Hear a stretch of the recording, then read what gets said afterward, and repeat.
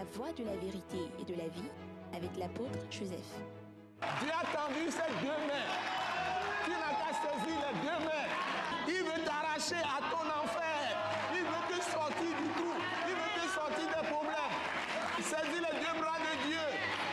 Viens à lui. En Jésus-Christ.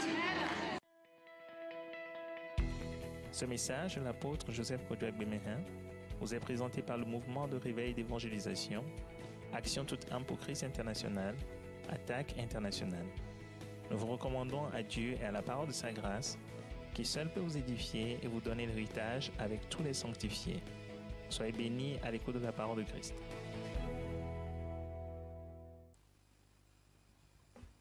Seigneur Dieu, notre Père, nous voulons te dire un grand merci pour ces moments merveilleux que tu nous donnes d'annoncer ta parole. Et nous bénissons toutes les personnes qui nous suivent en ce moment dans le monde entier, sur tous les continents. Nous bénissons toutes les personnes que tu as attirées à toi par la puissance du Saint-Esprit ce jour pour recevoir tes bonnes paroles que tu nous as données par le Christ Jésus, par la puissance du Saint-Esprit. Seigneur, merci de bénir toutes les personnes, de leur ouvrir le cœur pour recevoir cette parole et être édifiés pour ceux qui te connaissent et ceux qui ne te connaissent pas à venir à la foi pour hériter le pardon de leurs péchés, la vie éternelle, l'immortalité, recevoir la bénédiction que tu donnes en les accompagnant toute leur vie sur cette terre et en les délivrant de tout ce qu'ils peuvent affronter dans la vie. Reçois toute la gloire. Nous t'avons prié, reçu au nom puissant de Jésus. Amen. Merci, nous continuons les beaux messages que nous vous donnons dans le livre de Tite. Aujourd'hui, nous allons directement dans le livre de Tite. Nous sommes dans le chapitre 2 et le verset 1, nous l'avons souligné dans les messages précédents, qui nous dit de nous attacher à la sainte doctrine, c'est-à-dire à la bonne parole de Dieu, surtout la parole de Christ crucifié, ressuscité, qui est aujourd'hui en vigueur. Ce n'est pas la loi de Moïse. Toute la loi de Moïse, le Nouveau Testament nous révèle que cette loi, toute la loi de Moïse, amène la malédiction sur les hommes. Donc tous ceux qui se soumettent à la loi, qui pratiquent la loi, sont sous la malédiction. Nous les prions de lire le livre de Galates et surtout le chapitre 3. Et ils vont comprendre. Tous ceux qui s'évertuent à enseigner les 10 commandements et à insister sur la loi de Moïse, amène la condamnation et la malédiction sur toutes les personnes qui les écoutent, qui les suivent. Donc, si vous êtes dans la foi de Christ et Jésus, vous devez connaître ce que ça veut dire. Et c'est de ça que nous parlons, c'est ce que nous traitons. Donc, je vais demander à notre sœur, notre bien-aimée maman Grace, de nous lire directement le texte que nous avons commencé déjà à traiter, que nous allons continuer. Nous sommes dans Tite 2. Après le verset 1, nous n'allons plus lire le verset 1, mais nous allons directement dans le verset 11. Tite 2, du verset 11 au verset 14. Vous nous reprenez cette lecture dans ce message. Car la grâce de Dieu, source de salut pour tous les hommes, a été manifestée. Car la grâce de Dieu, source de salut pour tous les hommes, a été manifestée. Et nous avons dit déjà, et nous le rappelons, que la grâce de Dieu ici, c'est une personne. À cause de ce que le Saint-Esprit nous dit dans le verset 12, que tu nous lis en même temps. Elle nous enseigne à renoncer à l'impiété. Elle nous enseigne à renoncer à l'impiété Et aux convoitises mondaines.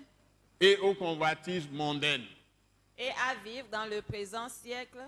Et à vivre dans le présent siècle. Selon la sagesse. Selon la sagesse. La justice. La justice. Et la piété. Et la piété. En attendant la bienheureuse espérance. En attendant la bienheureuse espérance. Et la manifestation de la gloire du grand Dieu. Et la manifestation de la gloire du grand Dieu. Et de notre Sauveur Jésus-Christ. Et de notre Sauveur Jésus-Christ. qui s'est donné lui-même pour nous, qui s'est donné lui-même pour nous, afin de nous racheter de toute iniquité afin de nous racheter de toute iniquité et de se faire un peuple qui lui appartienne, et de se faire un peuple qui lui appartienne, purifié par lui purifié par lui et zélé pour les bonnes œuvres. et zélé pour les bonnes œuvres. Amen. Nous sommes à la fin du verset 14, c'est ça? Amen, oui, c'est ça. C'est ça? C'est ça. Ok. Nous avons déjà commenté le verset 11, on ne revient pas là-dessus. Nous avons commencé à commenter le verset 12, donc nous reprenons le verset 12 et nous allons y aller. Allons-y, Maman Grace. Elle nous enseigne à renoncer à l'impiété Donc, titre 2, titre chapitre 2, verset 12 nous dit, elle là-bas, c'est la grâce de Dieu qui a été manifestée. Verset 11. Cette grâce qui est Jésus-Christ de Nazareth, c'est une personne, nous l'avons dit. Elle nous enseigne à faire quoi? à renoncer À renoncer. Renoncer à dire non à certaines choses. Renoncer, ça veut dire que tu dis non. Tu dis non dans ta pensée, tu dis non dans ta conscience, tu dis non de la bouche, mais surtout tu dis non dans tes comportements, dans tes actions ou dans tes actes. C'est-à-dire qu'il y a des choses que tu te refuses de penser. Même dans tes sentiments et dans tes émotions. Tu ne dois pas oublier ces deux éléments. Tu dis non de façon catégorique, totale, ferme, toute ta vie à certaines choses. Aussi bien de la manière dont tu penses, la manière dont tu ressens les choses, tu sens les choses dans ton cœur, où tu conçois, où tu perçois les choses, tu dis non à certaines choses. Émotion, quand quelque chose se passe, ta réaction, comment tu agis, comment tu perçois et tu agis, comment tu agis face au problème ou comment tu réagis. Donc j'enseigne que selon la parole du Nouveau Testament de notre Seigneur Jésus-Christ, un chrétien ne réagit pas, un chrétien agit, c'est-à-dire tu agis toujours à l'avance pour bloquer les actions du diable. Donc tu ne subis pas le diktat de Satan, de l'esprit du mal, ou le diktat du diable, l'esprit du mal, ou des démons, des esprits méchants, des esprits impurs. Surtout les esprits de famille. Excusez-moi. Les esprits de tribu, les esprits d'ethnie, les esprits de famille, tout ça, ce sont des esprits étrangers qui n'ont rien à voir avec le Saint-Esprit. Donc, ce sont des esprits qui gouvernent les choses de ce monde de ténèbres. Donc, ne vont pas nous aligner sur ces esprits. Le Saint-Esprit a révélé pour nous, à travers le Seigneur Jésus-Christ, et après Jésus, le Saint-Esprit qui est l'Esprit de Christ, nous a révélé les pensées de Dieu qui sont écrites. Donc, quand nous lisons ces paroles, si nous avons le Saint-Esprit qui nous a été donné, qui fait que Dieu nous habite, demeure en nous, en esprit. Nous sommes le temple de Dieu, la maison où Dieu demeure. Dieu est esprit, mais il est en nous quand nous croyons en Jésus-Christ. En ce moment, cet esprit anime cette parole écrite que nous avons dans la Bible. Dans cette Bible, ce livre-là, c'est 66 livres. 37 pour l'Ancien Testament, 27 pour le Nouveau Testament. 39, j'ai dit, 39 plutôt, pour l'Ancien Testament, 27 pour le Nouveau. Donc, c'est un livre gros. Le premier livre de la Bible, c'est Genèse, le livre de la création. Exode, c'est l'histoire des Israélites esclaves en Égypte, comment Dieu les a délivrés par le ministère de Moïse. Tout ça, c'est Moïse qui a écrit les 5 premiers livres de la Bible. Genèse, Exode, Nombre, Lévitique d'abord, Nombre, et puis vous arrivez, il y a d'abord Genèse, Exode, Lévitique, Nombre et Deutéronome.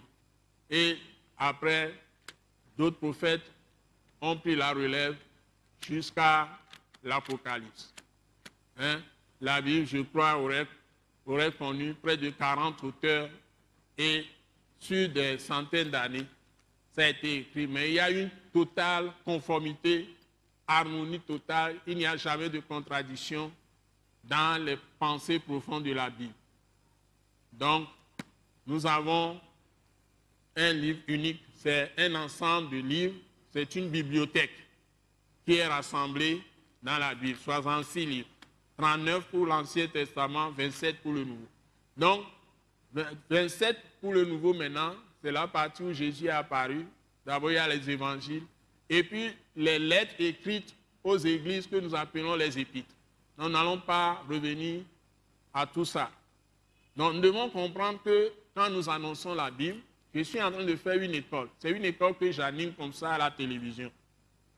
Donc, si vous venez à Dieu, votre naissance de Dieu, en Dieu, on dit vous êtes né de Dieu, ou bien nouvelle naissance, n'est qu'un point de départ. Vous recevez le Saint-Esprit.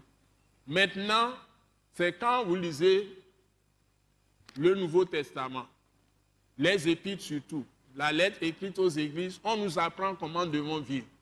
C'est pour dire que la grâce nous enseigne, elle nous enseigne à renoncer à l'impiété. C'est-à-dire l'impiété ne refuse pas de croire en Dieu, je l'avais expliqué.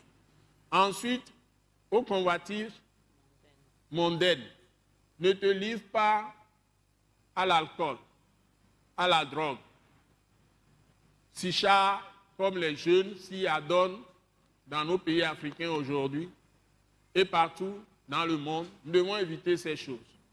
Ne te livre pas à la débauche, à la prostitution, c'est-à-dire à des impuretés sexuelles. Ne te livre pas à l'impudicité, à l'adultère. Ne te livre pas à la gourmandise, à l'ivrognerie. Hein?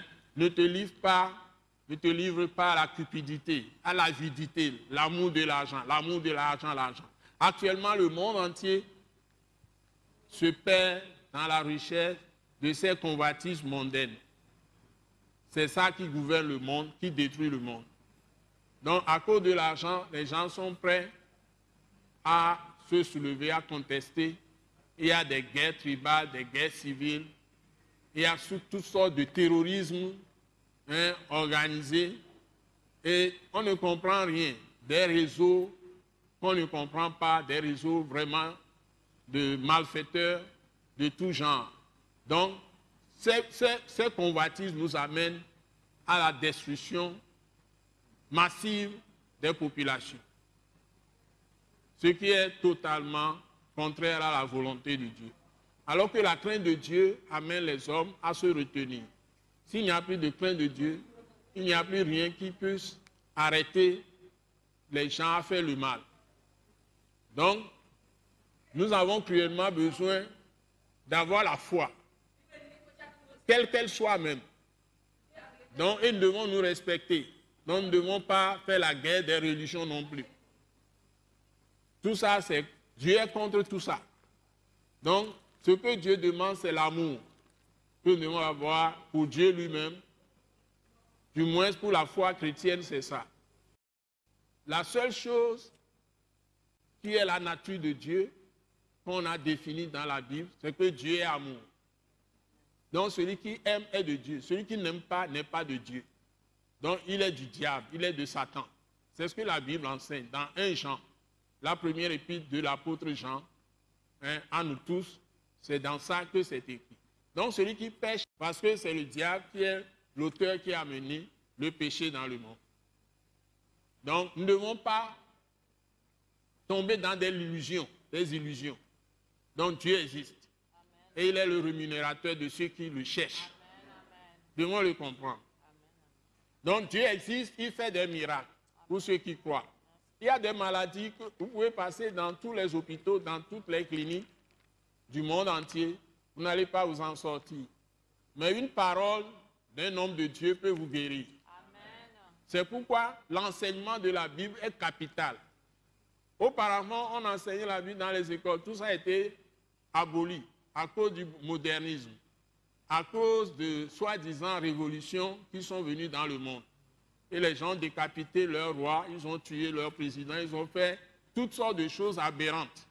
Et aujourd'hui, nous sommes dans la merde. Que Dieu nous aide. la violence ne sert jamais l'intérêt de l'homme. Ça le dessert toujours.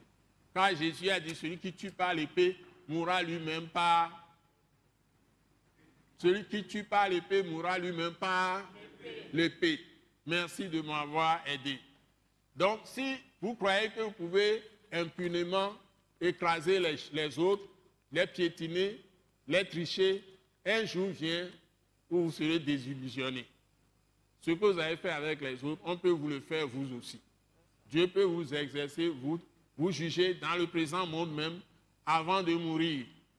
Les gens, certains le subissent. Mais ça n'enseigne rien à d'autres. C'est que l'homme est très têtu. L'homme qui est pécheur a le cœur très endurci. Sa nature, c'est péché. Donc il fait le péché, il croit que c'est bon. Il a la joie de faire le péché, mais il y a un jour où il y a un règlement que Dieu fait pour tous les êtres humains que nous sommes. Donc nous devons avoir la crainte de Dieu. C'est ça la clé.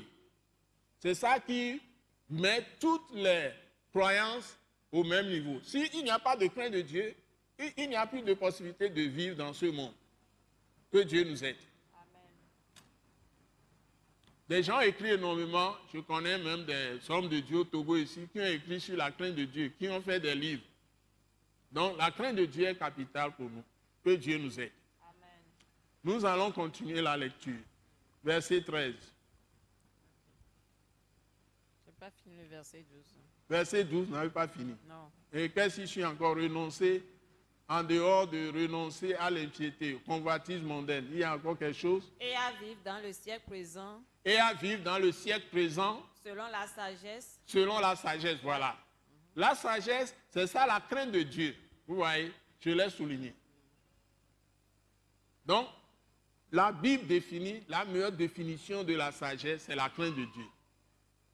Et c'est même aussi souligné, c'est le début de la sagesse et c'est la sagesse. Les deux définitions dans la Bible. C'est les plus grandes définitions qu'on puisse trouver, qui est une révélation parce que la Bible, Jésus même a dit dans sa prière de Jean 17, quand il priait pour tous les saints de tous les temps, de tous les lieux, les saints qui étaient de son époque, les saints à venir, nous tous qui allons croire, et tous ceux qui croiront après nous autres, jusqu'au retour de Jésus-Christ, il revient, les ressuscités va revenir pour établir son règne sur le monde entier. C'est ce que les gens oublient.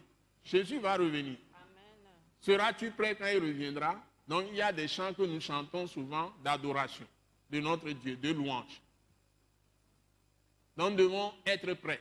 Il revient. Donc ce Jésus de Nazareth, son histoire n'est pas finie sur la terre. Son histoire continue. Il revient. Donc, la Bible dit que la sagesse est le commencement, la crainte de Dieu, c'est le commencement de la sagesse. Donc, ce n'est pas seulement les chrétiens qui ont la sagesse. Donc, ceux qui sont même des idolâtres, mais qui ont la crainte de Dieu, souvent, ils évitent les péchés dans lesquels les chrétiens tombent bêtement.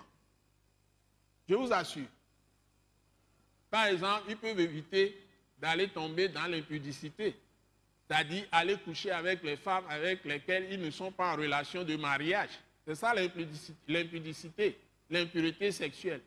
Ou bien, tu es marié, mais tu es non marié ou une femme mariée, tu vas aller coucher avec une autre personne de sexe contraire. Ça y est, tu es femme, tu es marié, tu vas aller coucher avec un autre homme. Ou bien tu es homme, tu es marié, tu vas aller coucher avec une autre femme. Avec une relation de mariage. Mais si tu as une relation de mariage avec quelqu'un, tu couches avec la personne, on n'appelle pas ça adultère. Tu peux être soit polygame, tu es homme, tu couches avec plusieurs femmes. Mais tu es marié, ce n'est pas de l'adultère, tu es polygame. On appelle ça polygamie. Donc il y a un mot, quand nous utilisons le français, sachons utiliser les bons mots. Donc, si quelqu'un n'est pas marié à une personne, mais ils ont relation sexuelle, c'est ce qu'on appelle la fornication. On l'appelle encore l'impudicité. Mais si tu es marié et tu trompes celui avec qui tu es marié, tu as commis l'adultère. Et tout ça, c'est mauvais aux yeux de Dieu. Mais lorsqu'on utilise le mot infidélité, ce n'est pas seulement relation sexuelle. Infidélité, c'est quand, dans tes relations avec une autre personne avec qui tu es lié, tu as menti, tu as usé de ruse pour extorquer, pour prendre quelque chose de la personne. Tu as escroqué la personne. Les relations dans lesquelles tu n'as pas été sincère, tu n'as pas été honnête, c'est l'infidélité. Par exemple, si tu es marié avec un homme ou une femme, mais tu trompes le mari. Vous avez décidé des choses ensemble et tu vas faire des choses à son insu, contrairement à ce que vous avez décidé. On appelle ça infidélité. Ça peut mettre fin même au mariage aussi. Par exemple, si tu trompes ton mari dans l'utilisation de l'argent, c'est l'infidélité. Ou bien tu as pris un engagement, tu as fait une promesse, un serment par exemple. Tu es ministre, tu es premier ministre, tu es président de la République, tu es un roi, tu es un directeur général ou tu es à un poste de grande responsabilité. Tu as fait un serment, tu es magistrat, juge, tu as fait un serment. Même les gens nous parlent des élections. J'écoute des émissions qui parlent sur les médias. Que ce soit médias internationaux, nationaux, régionaux, partout. Moi, je suis dans tous les médias. Informations réelles, officielles, pas les mimets tcha-tcha-tcha, c'est-à-dire les fake news, pas les intox. Ce n'est pas ça qui m'intéresse. Moi, je n'écoute pas les bobards, mais les vraies informations.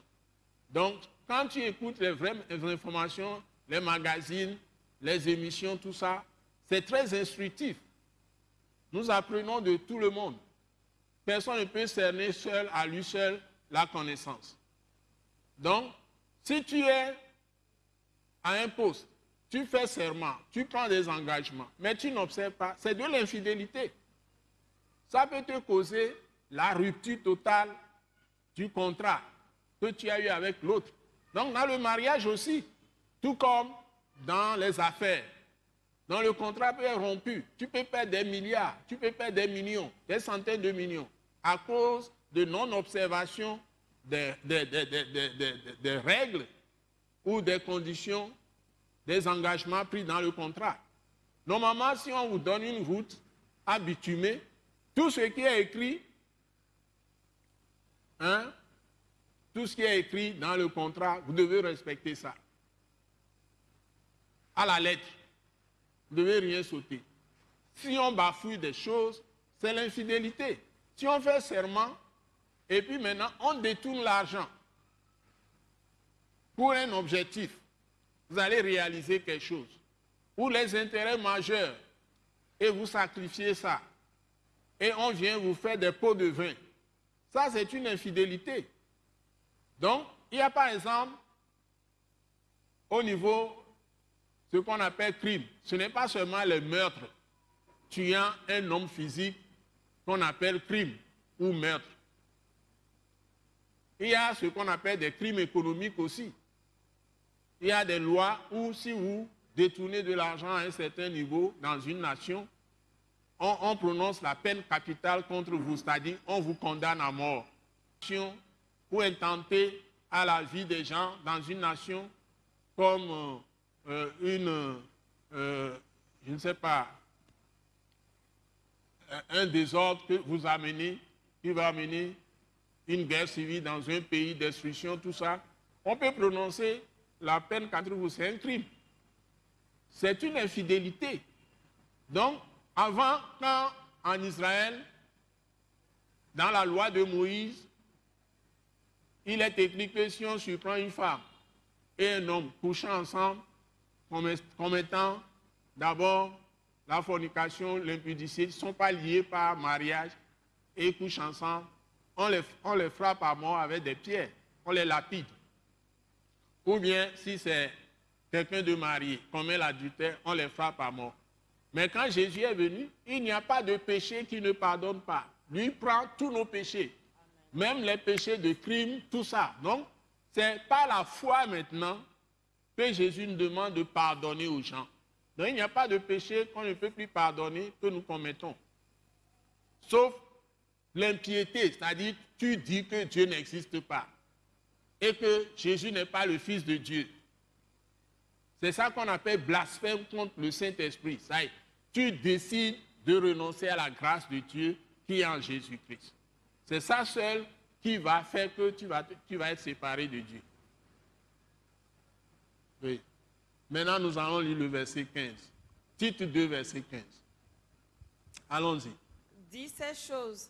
Dis ces choses. Exhorte et reprends. Exhorte et reprends. Avec une pleine autorité. Avec une pleine autorité. Donc, on nous dit maintenant ce que nous venons de dire là. C'est pourquoi j'ai expliqué. J'ai beaucoup insisté.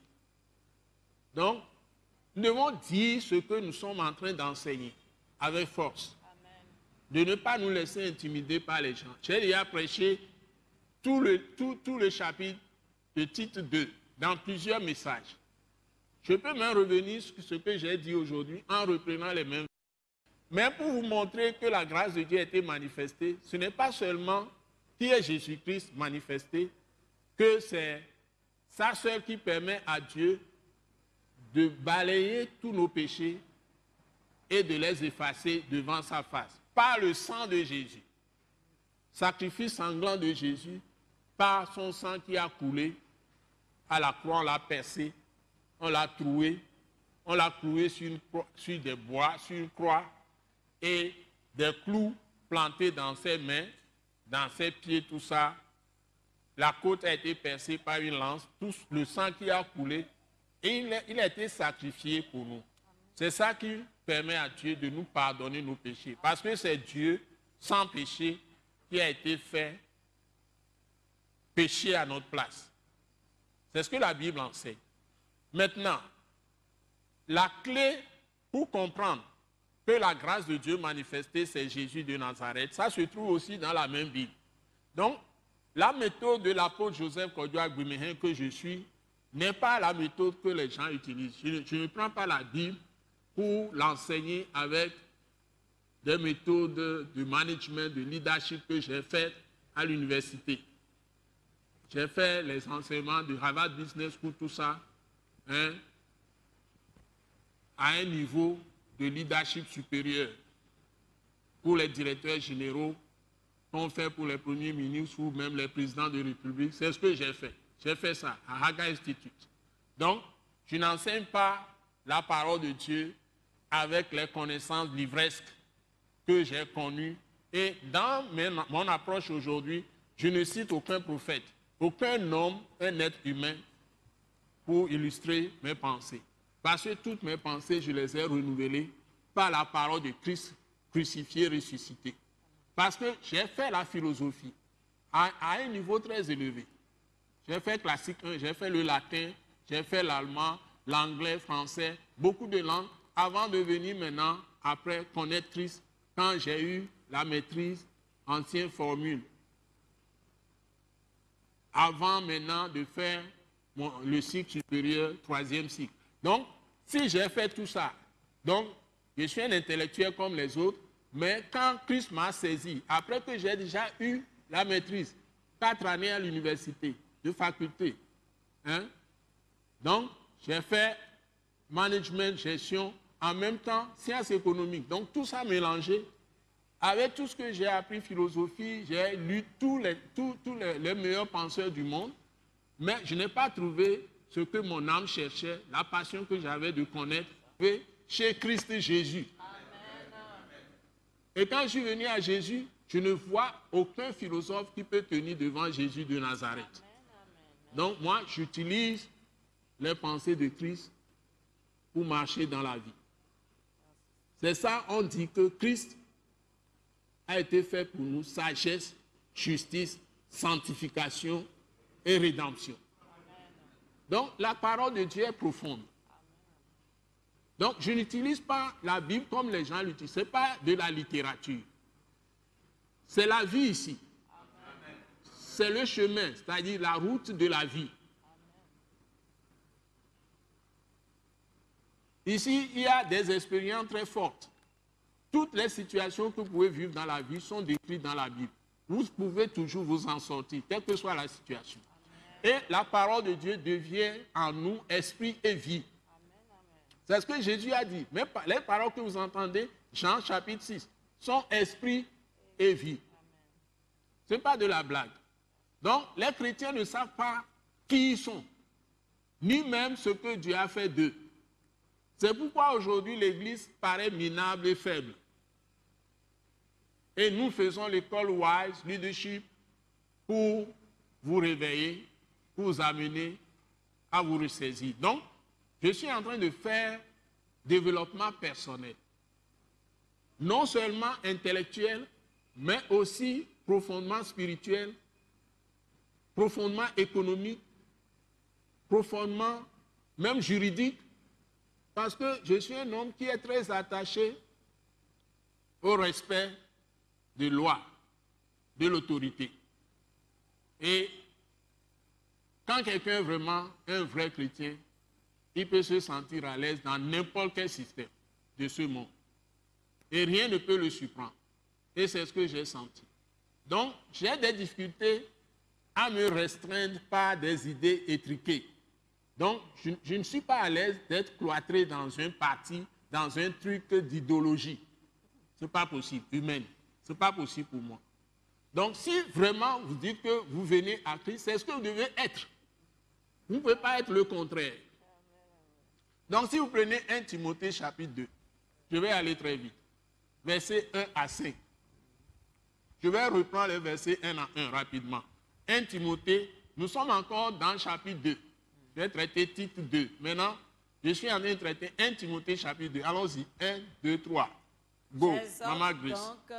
J'exhorte donc, avant toute chose, à faire des prières, des supplications, des requêtes, des actions de grâce, pour tous les hommes, pour les rois, et pour tous ceux qui sont élevés en dignité. Amen. Afin que nous menions une vie paisible et tranquille. En toute piété et honnêteté. Vous voyez? C'est-à-dire que renoncer à l'impiété, c'est ça l'objectif. Parce que Dieu veut que tous les hommes soient sauvés. Amen. Et parviennent à la connaissance de la vérité. Amen. Donc, l'approche de Jésus-Christ, c'est ça.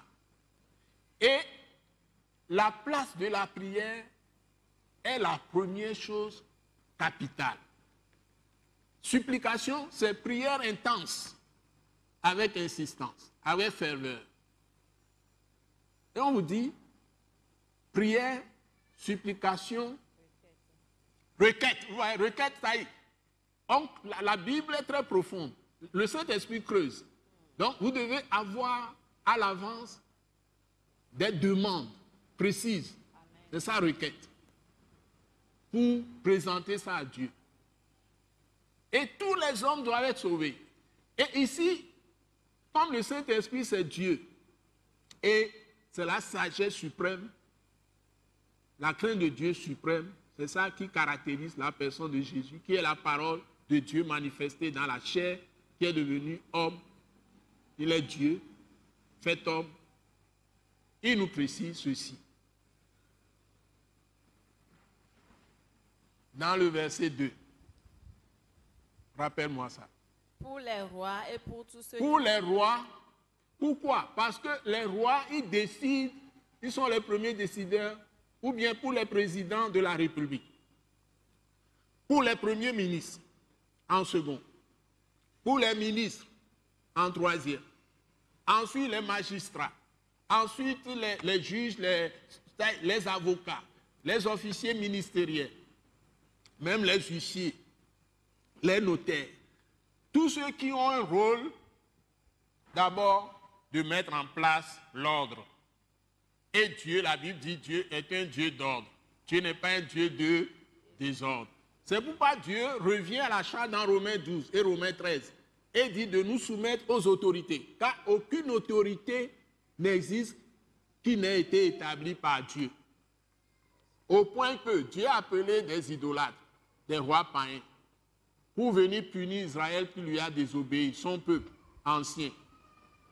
Donc Dieu peut utiliser aujourd'hui des rois païens pour punir aussi les chrétiens, s'ils refusent d'obéir à leur Dieu. Mais les chrétiens ne pensent pas comme ça. Et ils se lèvent, ils insultent les autorités dans certains cas. Est-ce que c'est ce que Dieu nous demande? Dieu ne demande pas d'insulter les autorités.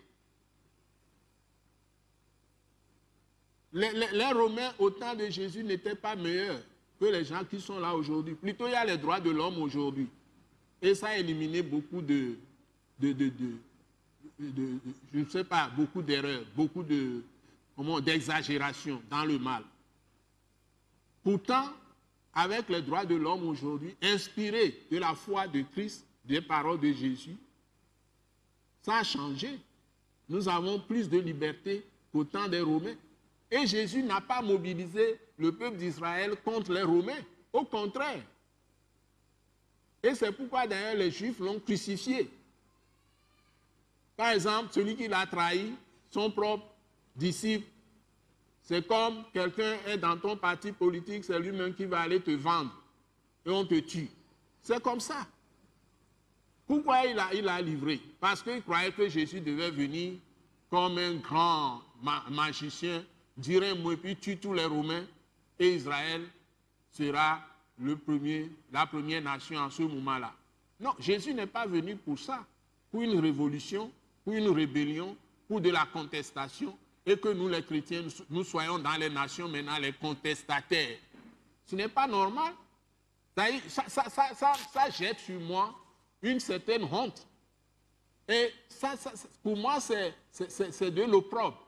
C'est une honte qu'on jette sur le Seigneur Jésus-Christ que d'être des gens qui ont de la haine pour la loi, pour la justice, pour le bien. Nous devons rechercher parce que Dieu a dit qu'il a établi les magistrats, il a établi les autorités pour faire le bien. Mais si les autorités font le mal, comme Nebuchadnezzar, comme les Romains au temps de Jésus, Dieu ne nous a jamais enseigné, n'a jamais enseigné à un prophète de se révolter contre l'autorité. Au contraire, il annonce, Dieu donne des paroles au prophète pour aller dire à cette autorité que ce que tu fais là, tu continues, voilà ce qui va t'arriver, ce qui va t'arriver. Par exemple, des prophètes ont annoncé la disparition de Babylone. Par exemple, Jérémie. Jérémie, on a voulu le tuer, on l'a mis même dans un puits rempli de boue. Mais Dieu l'a sorti de là par un Africain. Hein? Si vous allez dans la Bible, vous ne trouvez pas les révoltes que nous trouvons aujourd'hui, qu'on dise qu'on est en train de faire des actions. Hein? Alors que tout ça, c'est politique. Ça n'a rien à voir avec la foi chrétienne. Soyons sérieux. Parce que la politique, certains croient qu'il faut mélanger un peu de ruse avec mensonge, avec fausseté, avec séduction, populisme, et tout ça, ça marche. Donc ne confondons pas les choses. Retournons à la source. Parce que Dieu veut que les rois aussi soient sauvés, les présidents soient sauvés. Est-ce que nous allons les abandonner à leur sort? Non.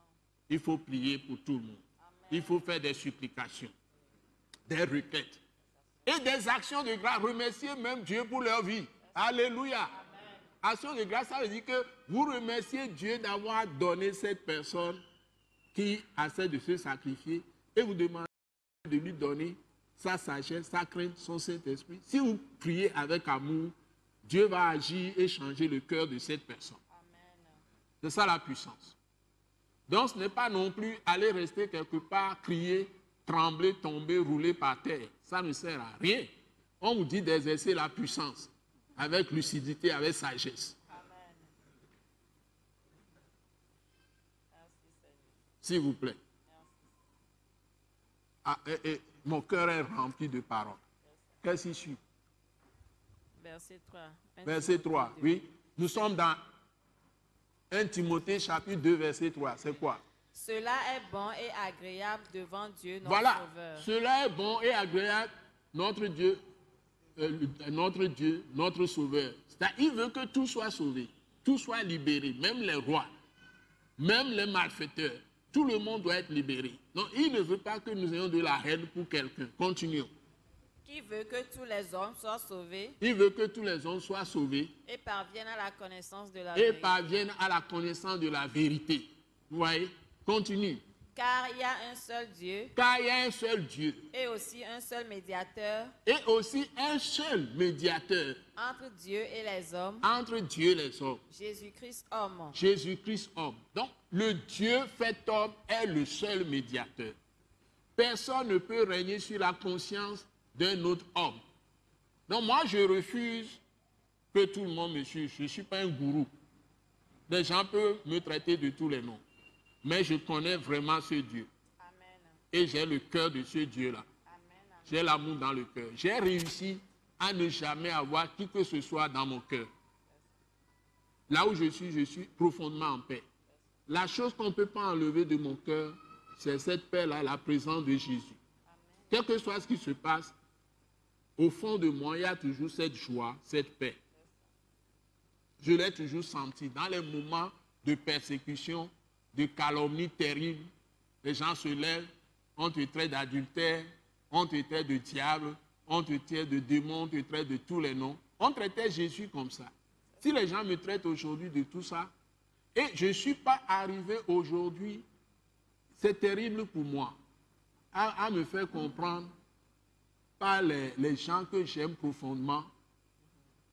Beaucoup de gens me tournent le dos ou me retournent le talon. Des gens pour lesquels je me suis battu, j'ai fait des choses impossibles. Ils sont libérés de beaucoup de choses. Des gens même étaient très pauvres. Ils sont maintenant en train de rouler sur des millions. Les gens m'ont dit du n'importe quoi. Et ils m'ont trahi de façon tragique. Même, ça peut même au prix de ma vie. Mais Dieu m'a sauvé des trous, de toutes les fosses. De toutes les fosses. Et je tiens bon. Je marche avec assurance. Dieu m'a sauvé. Pourquoi il ne va pas sauver les autres? Il m'a tiré de toutes les boues, les péchés. Donc, je me suis marié 32 ans sans jamais coucher avec une femme. Après, on m'a dit que je suis adultère. Ça ne fait rien. Je n'ai pas le choix. Mais il faut que je vive quand même. Et je suis en train de vivre. Les gens croyaient que c'était fini pour moi. Je suis toujours vivant. Quand on dit que c'est fini pour Joseph, Joseph saute encore plus fort, plus haut. Donc, je suis un sauteur en hauteur. Je fais, je ne sais pas, 1000 mètres en hauteur. Que Dieu vous aide. Allons-y. 1 Timothée 2, verset 6. 6 dit quoi? 6, 7. Qui s'est donné lui-même en rançon Jésus-Christ s'est donné en rançon pour tous. Il a payé le prix pour tout le monde. Amen. Donc, personne ne sera laissé de côté. Amen, amen. Les rois aussi sont concernés, les présidents, les premiers ministres, les ministres, les magistrats, tout le monde. Même s'ils font le mal aujourd'hui, leur cœur peut être touché, peut être sauvé. Donc, il y a toujours de l'espérance pour toutes les nations, pour tous les hommes de la terre. Continuons. Les femmes aussi, les jeunes, les vieux, les vieillards, les jeunes. C'est là le témoignage rendu en son propre temps et pour lequel j'ai été établi prédicateur et apôtre. Je dis la vérité, je ne mens pas. Donc, chargé d'instruire les païens dans la foi et la vérité. L'apôtre que je dis, je prêche la vérité. Amen. Je ne mens pas. C'est impossible. C'est pourquoi je dis une chose souvent, les gens qui l'ont pratiqué ont reçu la bénédiction. C'est que, vous m'aidez pour vous, tout ce que je demande, honnêtement parlant, je reçois toujours. Si Dieu ne me donne pas exactement ce que j'ai demandé, il me donnera ce qui est meilleur à ça même. Mais d'une autre manière. Si c'est un emploi, je peux demander que Dieu me donne un emploi à un endroit où je vise. Il ne va pas me donner ça, mais il ouvre la porte ailleurs. Il me met là-bas. Donc c'est ce qui est bon qu'il me donne que lui juge. Donc quand je demande, je reçois toujours. Donc je voudrais que vous sachiez que si vous mettez dans l'esprit que vous n'avez pas à lutter contre la chair, ni contre le sang. mais n'avons pas à lutter contre la chair et le sang, mais contre les esprits mauvais. Et vous confiez à Christ qui va combattre ces esprits mauvais pour vous. Vous serez toujours vainqueur ou victorieuse. C'est la fin de ce message. Que Dieu vous bénisse abondamment. Au nom puissant de Jésus de Nazareth. Amen. Nous croyons que vous avez été bénis et édifiés à l'écoute de ce message et vous exhortons à persévérer dans la grâce de Dieu. Pour plus d'informations et pour écouter d'autres puissants messages, merci de nous contacter au numéro indicatif 228 90 04 46 70 ou de visiter le site web atacinternational.org. Soyez bénis en Jésus-Christ.